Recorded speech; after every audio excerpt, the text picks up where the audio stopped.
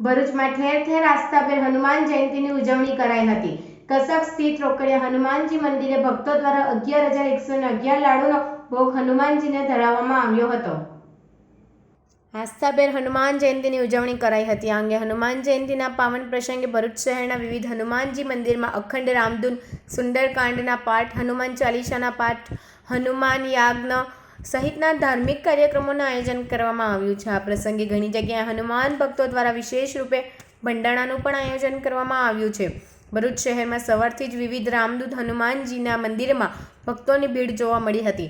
શહેરના જય અંબે વિદ્યાલય નજીક આવેલા કષ્ટભંજન હનુમાનજી મંદિર, કસક હનુમાનજી મંદિર અને રોકડિયા હનુમાનજી મંદિરે ભક્તોએ રામદૂત હનુમાનજીના દર્શન કરી રક્ષણ અર્થે પ્રાર્થના કરી હતી।